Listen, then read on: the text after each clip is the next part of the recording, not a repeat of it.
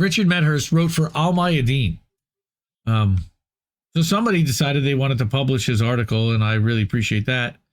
And this is an Assange article, and who better to write an Assange article than someone who's been in the courtroom for all of the hearings since 2020.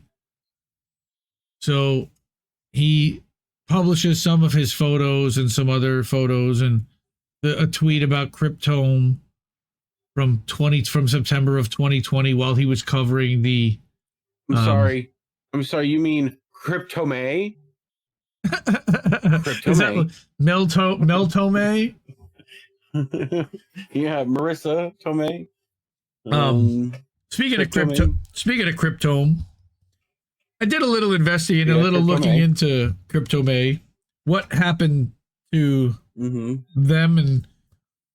And we mutually followed each other yesterday on Twitter, which was kind of cool, at Indie Media Today, which I thought was pretty interesting.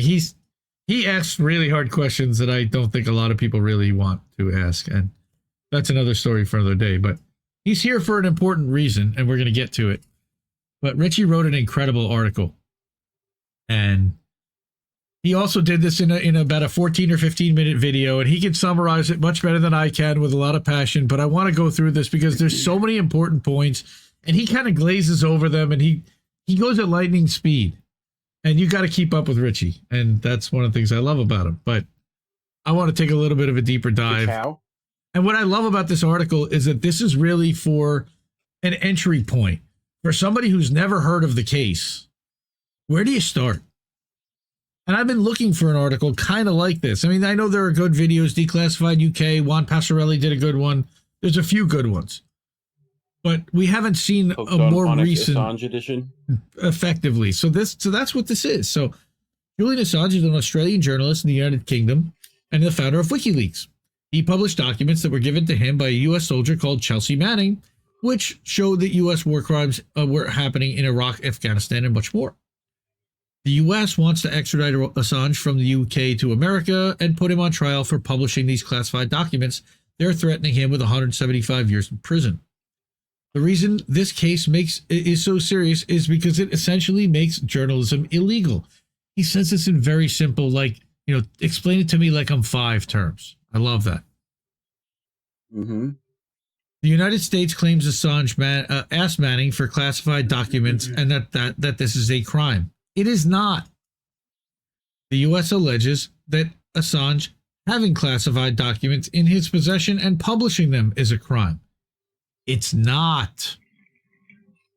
Asking for classified documents, protecting sources, these are things that journalists do every single day all around the world.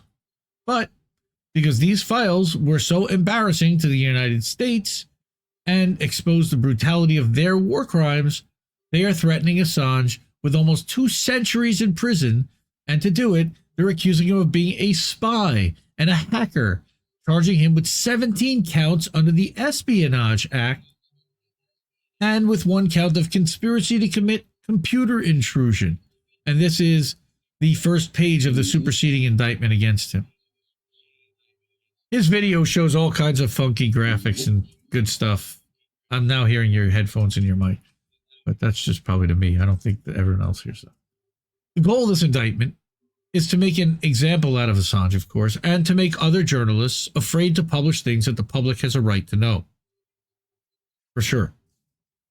If extradited, Assange would be placed in the worst prison conditions imaginable, special administrative measures, or SAMs, a strict regime of solitary confinement, no contact with other prisoners allowed, and barely any contact with your family. SAMs are internationally recognized as torture.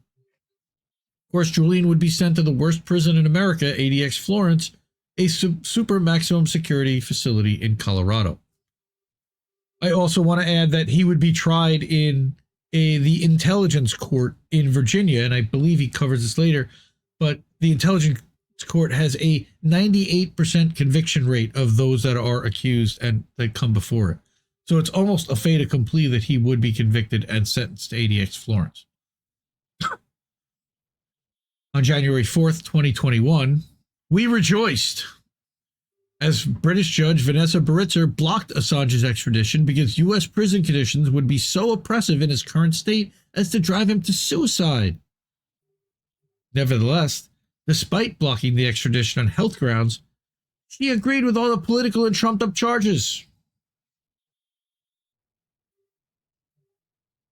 Richi attended all of Assange's court hearings and saw the smears against him debunked by dozens of expert witnesses. But the judge still chose to side with the U.S. He chose to essentially criminalize journalism, even drawing dangerous equivalencies between the U.S. Espionage Act and Britain's Official Secrets Act. That's very dangerous. After this, the U.S. went to the English High Court to appeal her ruling and won by providing empty promises that they would supposedly treat Assange well, even though the U.S. has a history of violating extradition assurances. Richi exposed this when he published classified documents from David Mendoza's extradition from Spain to the U.S., a case previously cited in court by Julian's lawyers. By the way, go to IndieMediaToday.com for the free Julian Assange from February 11th. We actually had that article embedded so you don't have to go digging for it from Richi's article. And he published that on Substack more than 2 years ago. I think we covered it through his Substack article. We went through it in detail on this show more than 2 years ago. Yeah, we've been doing this that long. We're geezers, I say. Anyway. Love you, Richi. After the U.S. succeeded in overturning the lower court's ruling in December 2021, there was only one thing left: a signature from the Home Secretary, Priti Patel, who allowed the extradition to go ahead. So the above was everything that took place between 2020 and 2024, which now brings us to the latest, hearings at the Royal Courts of Justice in February, which we also covered on INN and on this Indie Left Media or Indie at INN channel last month, live outside the hearings at the Royal Courts of Justice. Richi was inside. He was one of the people giving speeches, and we actually have his speech cut, and it was part of something that we did, a bunch of things that we did. I know it was part of something you did on INN News, right? Right, Reef? Pretty sure? I might have missed Richi's, but I think somebody grabbed it. I know he grabbed it. Somebody did something with it. So on the first Chrissy point, did it, I think. Was it Legion? Yeah, it might have been Chris Legion. Check him out. No Labels Podcast. If you go to the INN Substack, and the INN Substack link is here. I'm going to drop that right here.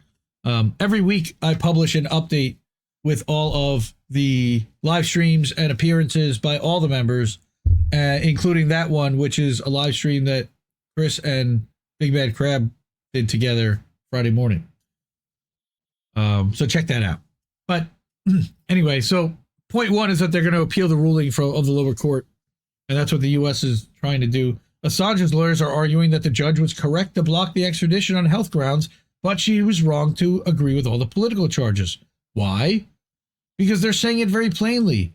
This case is undemocratic, it criminalizes journalism, and it doesn't take into account the fact that the documents Assange posed exposed enormous U.S. war crimes that the public had a right to know about. And so he's just using the collateral murder video, right, which we've shown, but we don't want to get taken down from YouTube from showing collateral murder. Another claim made by the U.S. is that Assange harmed informants by publishing unredacted cables, but ironically, this was proven false by the U.S.'s own military when they court-martialed Chelsea Manning, who was again the soldier that gave the files to Assange, who actually did the hacking, who actually stole the material and leaked it to WikiLeaks. WikiLeaks only published the classified material that was delivered to them. The U.S. military couldn't find a single example of anyone having been harmed by the disclosures. And again, there's a link there to a Guardian article from 2013 at the sentencing hearing, which I believe Kevin Gostola was actually at. Yeah. The assertion by the U.S. Julian Assange simply published all these documents without censoring or redacting names also simply is not true. Richi himself listened to many journalists tell the court how they spent countless hours meticulously redacting names with Assange. Yeah. His lawyers also argue that the judge in the lower court failed to undertake a balancing act. She blindly accepted the U.S.'s premise that the lives of informants who weren't harmed are more important than the people killed and tortured by the U.S. That the leaks revealed, because there were literally 15,000 Iraqis buried in a mass grave that nobody knew about, that were confirmed by WikiLeaks, for example, that were in the Iraq war logs. This is tantamount to saying the United States should be allowed to continue committing these war crimes in secret. Not just the United States, but the people we were talking about before too. And that somehow it's okay for them to butcher people in Iraq and Afghanistan and the public have no right to know. That's exactly, unfortunately, what the U.S. wants people to believe. But even if what the United States is saying were true, these documents were not published first by Assange. John Young, the owner of a website called cryptome.org, go ahead. Cryptome. Testified to the court that he was the one who published the documents first, and the United States never prosecuted him nor asked him to take them down. Wow. Yeah, how about that? Most people don't even know about this. You hear about this? You hear about this? We need that Jimmy Vollmer. You hear about this? Once. This demonstrates that the whole case against Assange is selective, political, and has nothing to do with the law.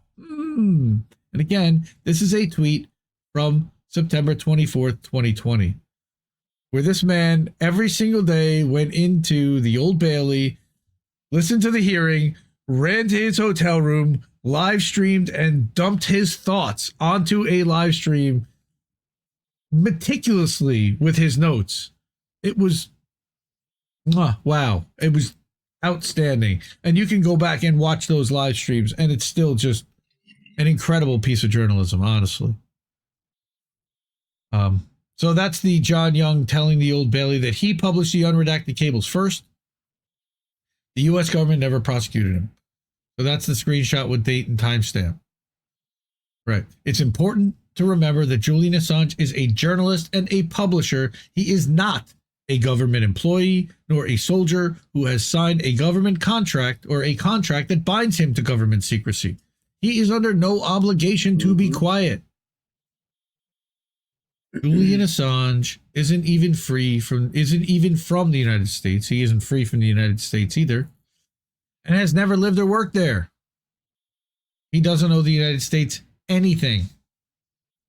However, the prospect of the United States, a foreign government, imposing its laws on British soil to snatch a foreign journalist should scare anyone who's serious about press freedoms, anti-imperialism, and a British judiciary free of U.S. influence. Yes, the extraterritorialization, I got through without stumbling, of U.S. laws has been a hallmark of the U.S. war on terror. War on terror. They hate us for our freedom. The Espionage Act that Assange is being charged under was created during World War I in 1917. It has always been used as a political tool against dissidents such as Eugene Debs or whistleblowers like Daniel Ellsberg and Edward Snowden, who exposed the true extent of the U.S. war in Vietnam and NSA mass surveillance. Snowden, though, was a government employee, contractor. He did sign something, as did Daniel Hale. Thank God he's out. Welcome home, Daniel Hale. If you're charged under the Espionage Act, you're also forbidden from arguing a public interest defense. This means that even if you expose colossal government crimes, you still go to prison. Again, it's shoot the messenger. Yeah. The Home Secretary, of course, was wrong to allow the extradition is point number 2, that this constitutes the second point of Assange's appeal, which is that it's illegal in Britain to extradite someone to another country knowing that they could face the death penalty. And this clearly came out during the Royal Courts of Justice appeal hearing, because they straight up asked if the Home Secretary, who has the final say in extraditions, is aware of such a risk, they're compelled to bar the extradition. And it's inconceivable, right? Go ahead. You have that one, right?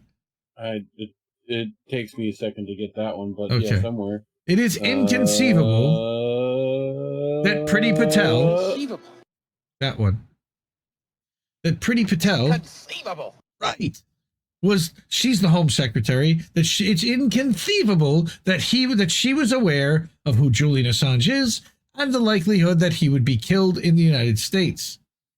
Once in U.S. jurisdiction, the U.S. could pile on additional charges or simply execute him, as espionage is a capital offense. Though they would have to... Thank you. Even without a specific death sentence, at 52 years old, even a 30-year bid is akin to a death sentence. And the hollow assurances given by the United States do not preclude the death penalty. And on top of that, the Home Secretary didn't even bother asking for assurances that would. So, how could the Home Secretary agree to send Assange to a foreign country that so clearly wants to see him dead? Well, we know that Mike Pompeo, former Secretary of State, former Kansas senator, who was back then at that point, head of the CIA, and then President Donald Trump, launched this legal case against Julian Assange. In the past, Donald Trump had called for Assange to be given the death penalty, which is insane. While Pompeo proclaimed Assange had no First Amendment rights or any constitutional rights, which, wait a minute, if you're going to try him under U.S. law, even though he's not really technically subject to it, you're also not going to extend him the rights provided under U.S. law? Okay. After WikiLeaks published a trove of CIA documents dubbed the Vault 7 leaks, Mike Pompeo declared war on WikiLeaks by publicly labeling it a non-state hostile intelligence service. But we believe that it's actually a step further, and they actually non-state hostile intelligence service actually has other connotations, and that actually invokes the word terrorism, which allows them to do a lot more. Yeah. All these political denunciations of WikiLeaks and Assange were then followed up with threats against him and his family. As we heard in court in 2020 from protected witnesses, the CIA had drawn up plans to potentially kidnap or assassinate Julian. Now, at that point, we didn't even know who his wife and child were. They were still anonymous, I believe, in September of 2020. That had not come out yet. Or it had just come out, maybe during the February trial. The United States is accusing Julian Assange of espionage. But normally, this is where the case should be thrown out, because espionage is considered a textbook political offense. And it is forbidden to extradite someone for a political offense under the U.S.-UK Extradition Treaty, Article 4. So you've got that he... Yeah, which they're just throwing out the window.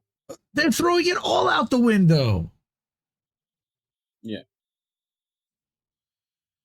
Halo Benson, at these recent hearings, when asked about more charges that could lead to him being given the death penalty, the American attorneys would not give assurances that would not happen, because they can't. They're not always going to be the lead attorneys on the case. So they can't give those kinds of assurances, nor can the United States. Because if they did, they would be lying. We know this. Don't lie. So, Max RJ says you can't publish the truth unless it's a lie. That is also, sadly, unfortunately, correct, at least in corporate media. Gamer, go see the White House counselor, as Kit likes to say. Oh, cookies too? Oh, we're going to have a long line at the White House counselor's office. Oh, boy. Okay, you all were checking out MMH. Mastermind Hour, we love him, so it's okay. All right, you're forgiven for this moment. Say, Say 3 Hail Indies and we're good. No, I'm just fucking around. Anyway. Or Nobody cares. Yeah, nobody cares. That's right. So, again, Article 4 automatically deems that any espionage case is instantly political and should be thrown out based upon the extradition treaty, but yet they're ignoring that too. They're just ignoring all the rules. And people get really mad when you remind them that they're ignoring all their rules. They go, whoa, but he should be in prison, but he should be. No, he shouldn't be. Customary extradition treaties have always forbidden extradition for political offenses such as espionage and treason, and this line of defense has been used before in court to successfully block extraditions. And there is Article 4 laid out in all its glory. I love when Richi writes. Again, he writes at a level that everyone can really understand this. Free Julian Assange. That's absolutely right. Thank you, Bad Cookies. Here's where the problem arises. Here's where it arises. As if we hadn't stumbled upon like 6. Right, here's your problem. The Extradition Act, which is the implementation of the US-UK treaty inside British law, is missing this section. This is likely due to the fact that it was passed at the height of the War on Terror in 2003, giving the Americans carte blanche to snatch people, drag them to the US, and throw them in dungeons. Yes, dungeons. We sent them to the dungeons. Like the Tower of London. Yes. At the time of its passage, many criticized the extradition treaty petting zoo? as being extremely one-sided in favor of the United States because Tony Blair was our bitch. And there is that Extradition Act of 2003. Very simple. No matter how you look at Assange's case, it is unfair and illegal. Yes, it is. The United States wants to prosecute Julian Assange under U.S. law, but at the same time deny him any protections under U.S. law, such as free speech. If Assange has no First Amendment rights as a foreign national, then how could he be punished as a foreign national who is not even in the U.S.? This is such a flagrant double. Well, that's why they're dying to bring him here, and they want to get him on U.S. soil so they can claim that now he is here. Not by his own accord, of course. He would never come here. Again, ever. This is such a flagrant double standard and selective application of the law. Well, yeah.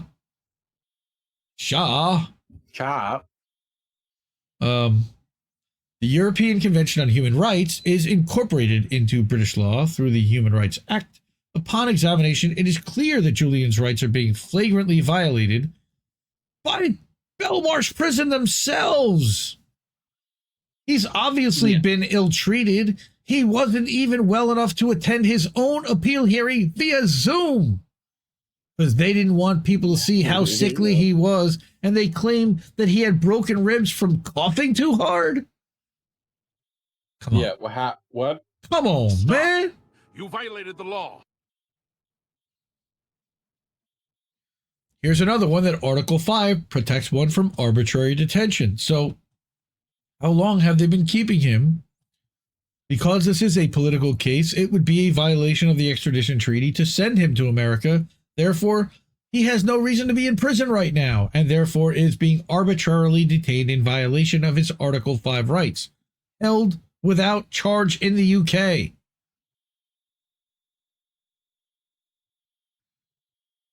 Jesus. We know that the U.S. spied on Assange's conversations with his lawyers when he was inside the Ecuadorian embassy, stole his electronic devices, and collected medical and legal records. We know this because in 2020, I sat in court with Fidel Narvaez, the former consul to the Ecuadorian embassy in London, and we listened to the submissions of 2 protected witnesses who confirmed that they had spied on Assange. They worked for a company called UC Global because the security company they worked for, again, wow, UC Global, I just said that, had been contracted by the CIA to do so. Also by Sheldon Adelson. It may not have been the CIA. We think it was the CIA. We're pretty sure it was CIA. If not, it might have been Adelson, Mossad. There's a lot of questions as to who actually hired them. But yes, they're eventually tied back to the CIA. They also discussed plans to potentially kidnap and poison Julian Assange and to harvest DNA from his baby, or at least from his baby's diaper. To spy on someone. Why? Well, to confirm that he actually. No, they wanted to confirm that he had actually fathered those children. And according to the DNA records, he had. So to spy on someone's privileged conversations with their lawyers, to use tainted evidence in court is scandalous beyond words, and to quote it in Richi's vernacular, and violates the fundamentals of due process in any jurisdiction. We need, you know what we need? We need Pete and Baz to do this one. Any judge would have thrown this case out from day one. Well, any judge that actually didn't have to listen to their bosses who are part of the intelligence apparatus that all know that this is all trumped up and revenge.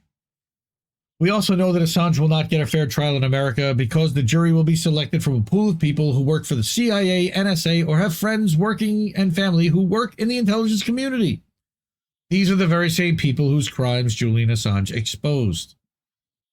Sure, the court in Virginia that issued the charges would hold this trial is used specifically for this reason, because the jury is biased and the government knows it can't lose. It's already 100% guaranteed that he will get convicted and go to ADX Florence Supermax. I mentioned that earlier.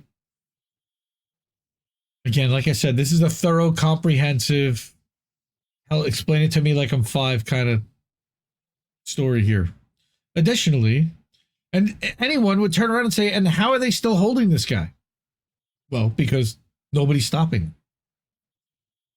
Additionally, the U.S. could use secret evidence against Julian Assange that he wouldn't even be allowed to view due to it being classified during the court hearing. Gotta be shitting me. Article 7 protects one from being published retroactively. The case against Julian Assange is unprecedented. No publisher in America has ever been prosecuted, let alone convicted, for publishing classified documents. This case criminalizes journalism and therefore also violates Article 10, which guarantees freedom of expression. They're not doing so great with violating articles here. So, Assange's lawyers went over the ECHR repeatedly because it's incorporated again into British law, meaning that the court is obliged to follow it. But they're not anyway. Not only that, but this was their way of hinting to the judges that if you don't give us permission to appeal, we will go to the European Court of Human Rights in Strasbourg, and that court will look upon your decision unfavorably. Do you want to be overturned? Because you're going to be.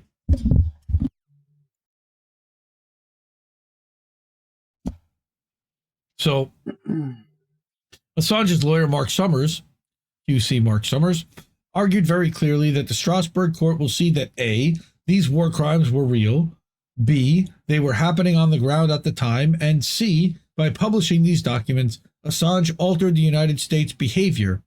The helicopter massacres, like in the Collateral Murder video, stopped, and the Iraq War came to an end. Literally. Didn't the guy say that if wars could be started by lies, then peace could be started by the truth? Yes, I do believe that was Julian Assange's quote. Assange's team put together a very compelling defense during this week's hearing. As they went back to the 2021 ruling, we heard many of the same arguments presented at the Old Bailey in 2020. And that is a good thing, because they're crucial points that cut to the core of the issue. Journalism is not a crime. The crimes committed by the United States are far greater than any alleged harm to informants. And the public has a fundamental right to know. That's right. That's right, bad cookies. WikiLeaks has never had to write a retraction. Washington Post wrote 4 of them just last week.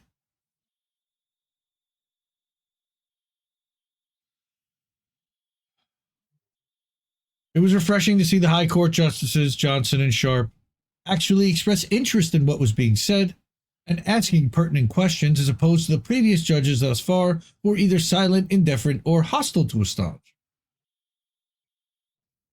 These are the interjections of the High Court Justices that stuck out most to him last week. Again, These are the thoughts and words of Richard Medhurst, journalist who was in the courtroom inside the Royal Courts of Justice in London last month for the appeal hearings. Justice Johnson said that, quote, if a journalist in this country was aware of significant crimes by a government intelligence agency and asked an employee there for information, would this be a prosecutable offense? Matt Kennard certainly was interested in that question, publisher for Declassified UK, as was Mark Curtis. Justice Johnson also asked that once someone is in U.S. jurisdiction, is there anything preventing the U.S. from piling on new charges and handing down a death penalty? The government lawyer replies that there is essentially nothing to stop the U.S. from doing this, again, as Halo Benson pointed out earlier tonight, confirming our worst fear that he could be killed once in America. Justice Johnson also asked Dobbin if there's any evidence to support the idea that foreign nationals are given equal rights or treatment to U.S. citizens, and she says no. Once again, the prosecution openly confirms that he will be treated unfairly, that he'll get hit with all nasty parts of U.S. law, and he'll get none of the basic rights like free speech. Isn't that wonderful? Justice Sharp also asked QC Mark Summers, are the names mentioned in the WikiLeaks publications the people who participated in war crimes and torture? Yes, that is exactly what these people were engaged in and supporting. While all this plays out in court, Assange, of course, is slowly dying in prison.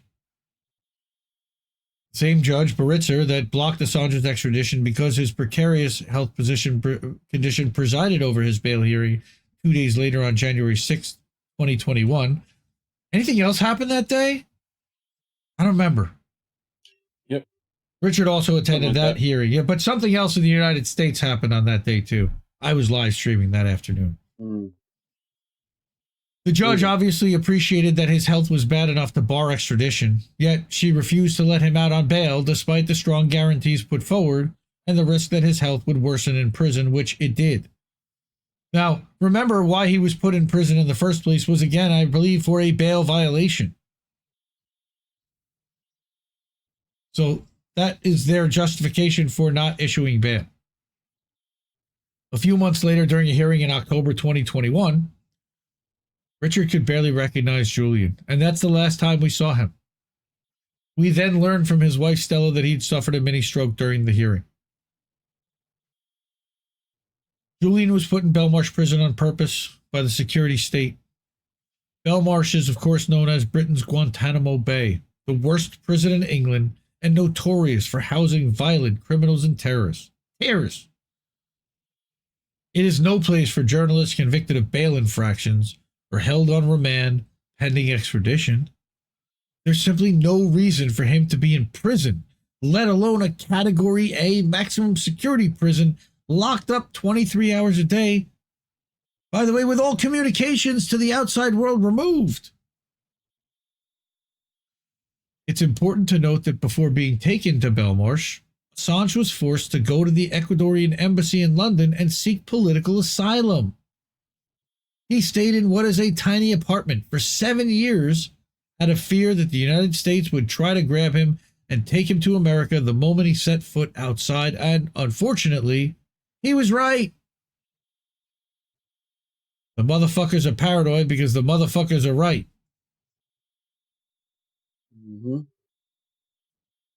Because of his prolonged persecution, his health has gradually declined.